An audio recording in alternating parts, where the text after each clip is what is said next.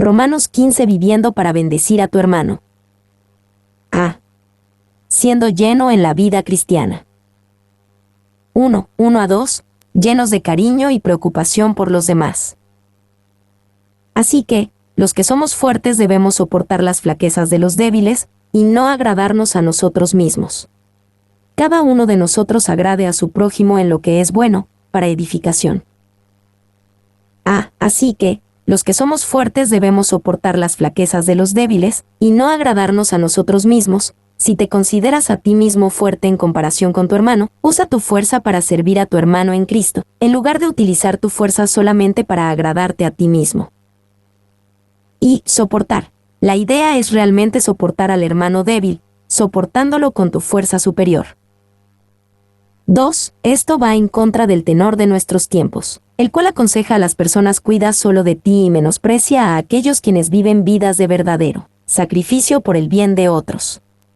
Pero, Pablo señala el camino hacia la verdadera felicidad y satisfacción en la vida. Quita los ojos de ti mismo, empieza a edificar a otros y te hallarás edificado a ti mismo. B. Cada uno de nosotros agrade a su prójimo, es un llamado simple pero desafiante, el poner a nuestro prójimo primero.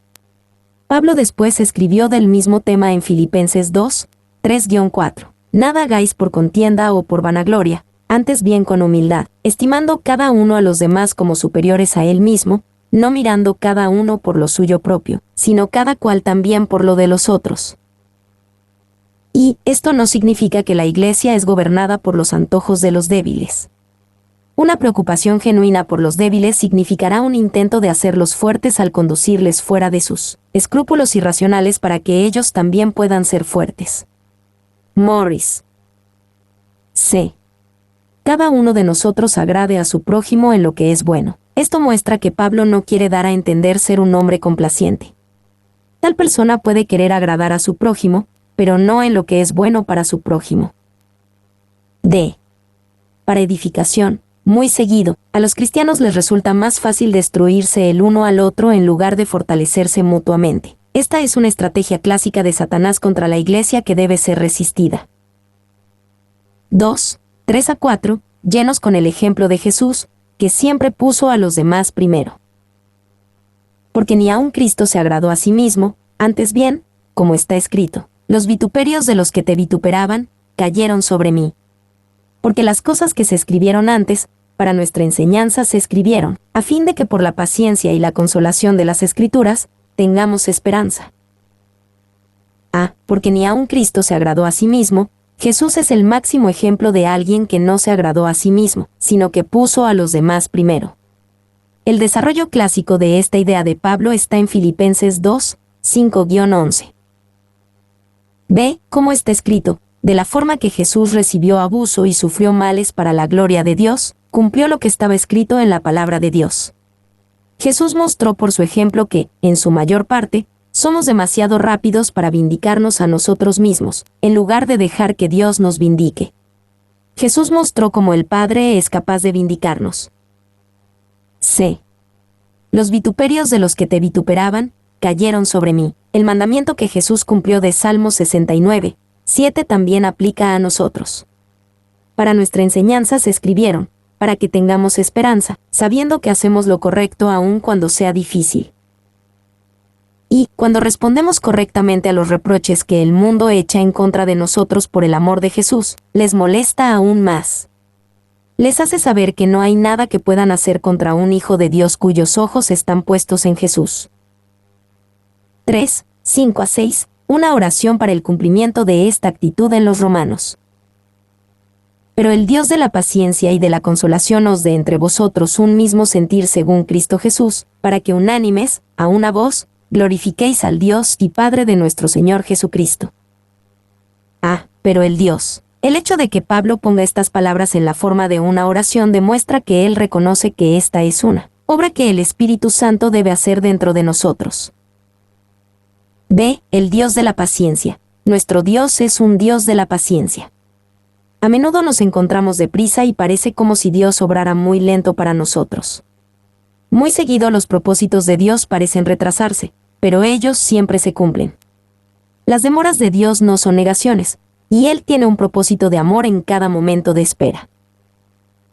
Y amamos la paciencia de Dios con su pueblo, necesitamos que Él sea paciente con nosotros. Pero muy seguido resentimos la paciencia de Dios con su plan, pensamos que debe apurarse. Sin embargo, Dios es paciente tanto con su pueblo como en su plan. C. ¿Para qué? La meta es que glorifiquéis al Dios y Padre de nuestro Señor Jesucristo. Alcanzamos esa meta al ser unánimes y hablar a una voz, al tener unidad en nuestra forma de pensar y hablar.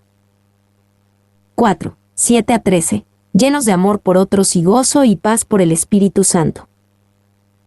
Por tanto, recibíos los unos a los otros, como también Cristo nos recibió, para gloria de Dios.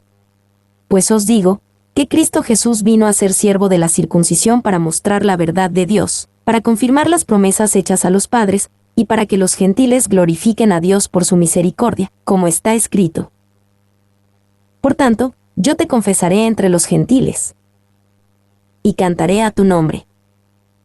Y otra vez dice: Alegraos, gentiles, con su pueblo. Y otra vez: Alabad al Señor todos los gentiles, y magnificadle todos los pueblos. Y otra vez dice Isaías: Estará la raíz de Isaí, y el que se levantará a regir los gentiles. Los gentiles esperarán en él.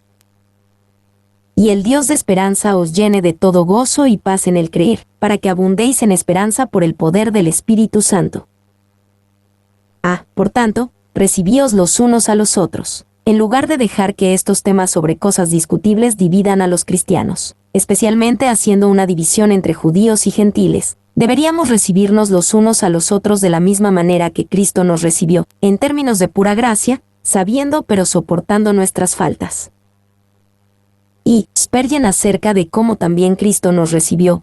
Cristo no nos recibió porque éramos perfectos, o porque no podía haber falta en nosotros o porque esperaba obtener algo de nuestras manos. No. Pero en su condescendencia de amor cubriendo nuestras faltas y buscando nuestro bien, nos dio la bienvenida a su corazón, así que, de la misma manera y con el mismo propósito, recibámonos unos a otros. B. Como está escrito. Pablo cita una serie de pasajes del Antiguo Testamento que demuestran que Dios tiene la intención de que los gentiles lo alaben. En lugar de estar divididos sobre asuntos de discordia, los judíos y gentiles deberían unirse en Jesús sobre el fundamento común de alabanza. Y yo te confesaré entre los gentiles. La cita de Salmos 18 describe a Jesús mismo alabando entre los gentiles. C. Y el Dios de esperanza os llene de todo gozo y paz. La oración y bendición concluyendo esta sección son apropiadas. Mientras Dios nos llena con las bendiciones de su gozo y paz en el creer, estamos equipados para vivir en esta relación común de unidad a la cual Dios nos llama. D. La carga de Pablo en el ministerio.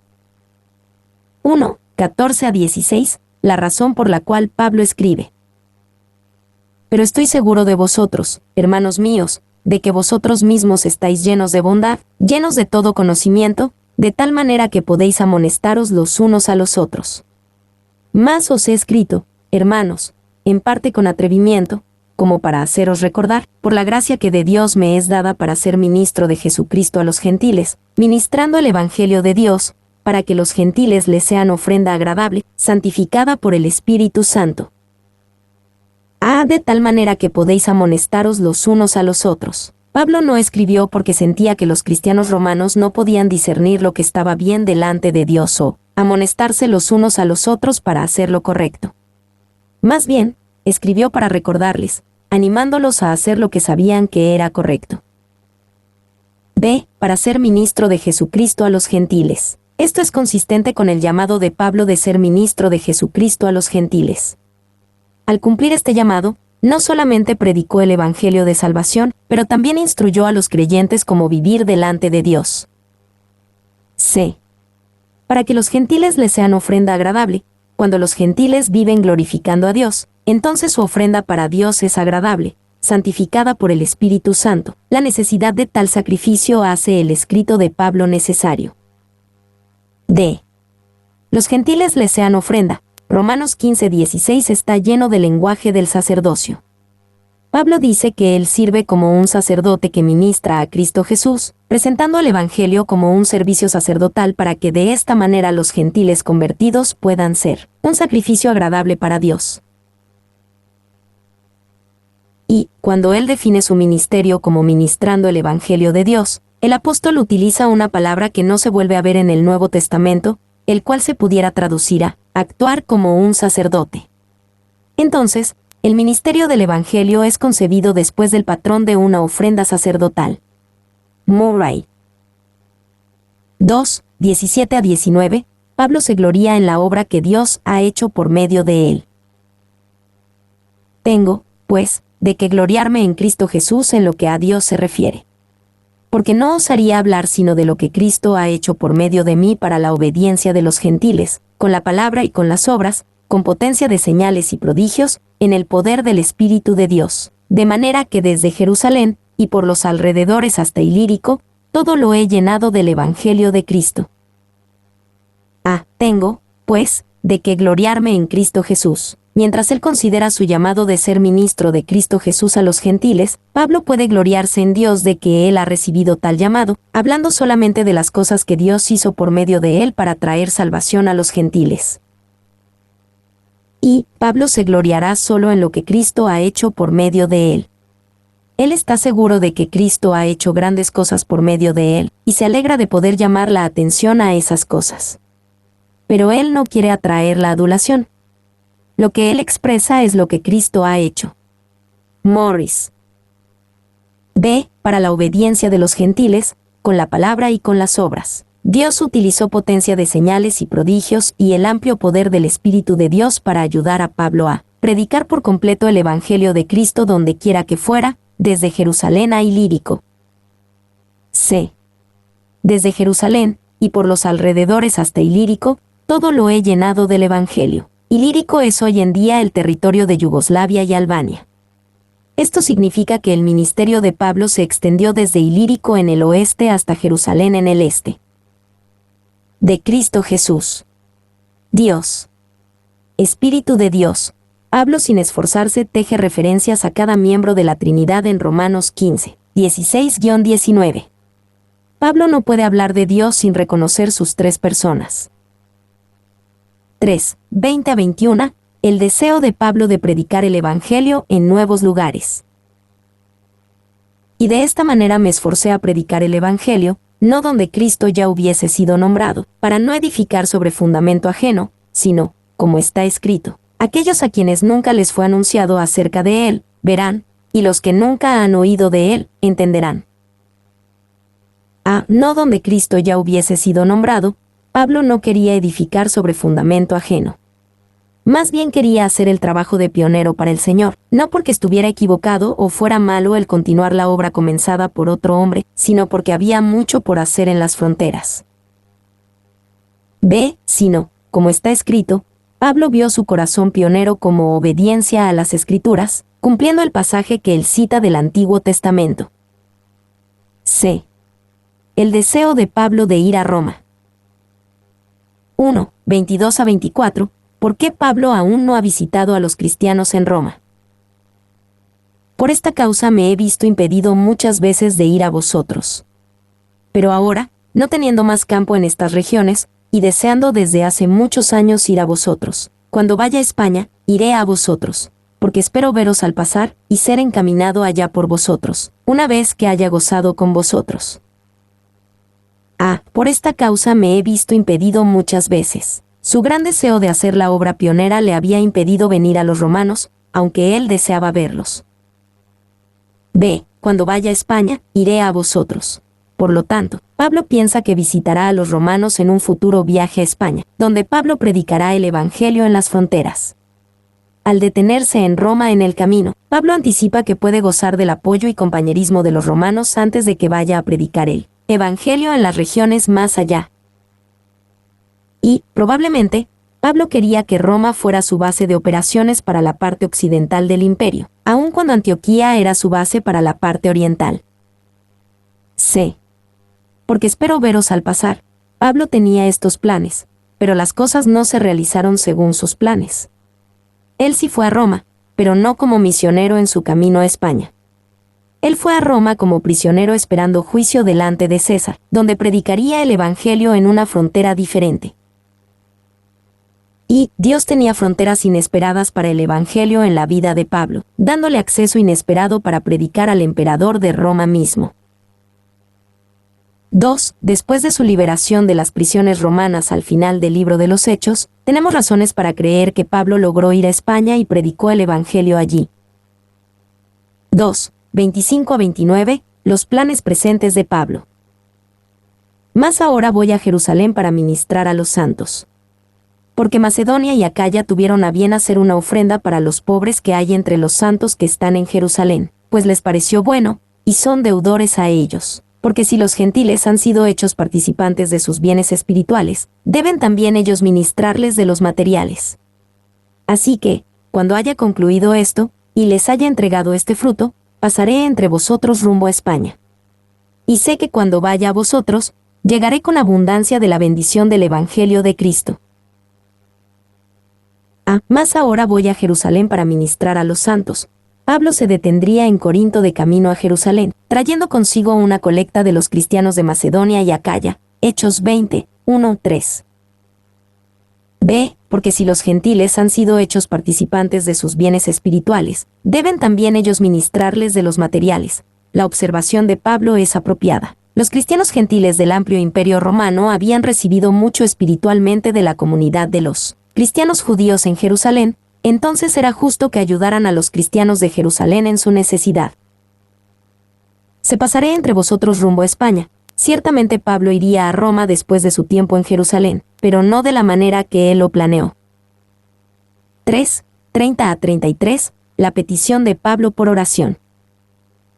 Pero os ruego, hermanos, por nuestro Señor Jesucristo y por el amor del Espíritu, que me ayudéis orando por mí a Dios, para que sea librado de los rebeldes que están en Judea, y que la ofrenda de mi servicio a los santos en Jerusalén sea acepta, para que con gozo llegue a vosotros por la voluntad de Dios, y que sea recreado juntamente con vosotros.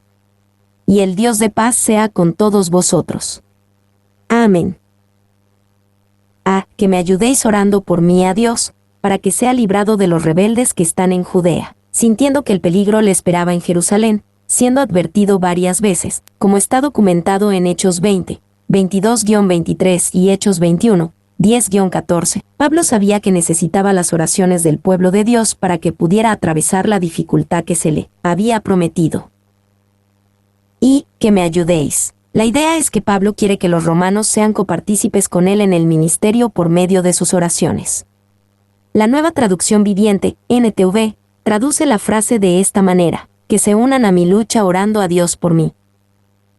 2. Los ministros necesitan las oraciones de sus rebaños. Con Pablo, le insto a que se esfuerce en sus oraciones por sus pastores. Necesitamos sus oraciones y le damos gracias a Dios por ellas. Los pastores son sostenidos por el poder del Espíritu por medio del apoyo de sus congregaciones. Smith. 3. La antigua palabra griega traducida a que me ayudéis es un agonizomai, la cual significa literalmente agonizar juntos. Este es el único lugar en el Nuevo Testamento donde se usa esta palabra específica. 4. Sin embargo, esta misma raíz de la palabra para agonía es utilizada en la oración angustiada de Jesús en el jardín del Getsemaní cuando Jesús les pidió a sus discípulos que agonizaran con él en oración. Fallaron en ese momento crítico y dejaron que Jesús luchara solo. No debemos dejar que nuestros ministros y líderes luchen solos. Nos recuerda de Carey, quien dice: cuando vaya a la India, yo bajaré al pozo, pero el hermano Foyer y el resto de ustedes deben sostener la cuerda. ¿Podemos negarnos a la petición? No sería una traición. Spurgeon. ¿Te asombra que un hombre tan rico en gracia como Pablo deba pedir oraciones a estos santos desconocidos? No tiene por qué asombrarte, pues es la regla de los mayores pensar con más alta estima a los demás. En proporción que un hombre crece en gracia, siente su dependencia en Dios, y en cierto sentido, su dependencia del pueblo de Dios. Spurgeon. B. Para que sea librado de los rebeldes que están en Judea. Pablo sabía que su peligro en Jerusalén vendría de aquellos que no creían, los rebeldes. Este fue el caso, como es demostrado en Hechos 21, 27-28 y 22-22. C. Y que la ofrenda de mi servicio a los santos en Jerusalén sea acepta. Pablo sabía que la iglesia en Jerusalén era muy conservadora, y que algunas veces consideraban a hombres como Pablo como innovadores peligrosos. Por esta razón, les pide a los romanos que oren que mi servicio a los santos de Jerusalén sea acepta. D. Para que con gozo llegue a vosotros. Las oraciones de Pablo y los romanos fueron contestadas, aunque no de la manera que ellos esperaban. Hechos 28 horas y 15 minutos describe la entrada triunfal de Pablo en Roma, así que él sí llegó a ellos con gozo, aunque también en cadenas. Mi nombre es Demín. Soy tu asistente personal. Mi sitio en internet es demim.es.tl.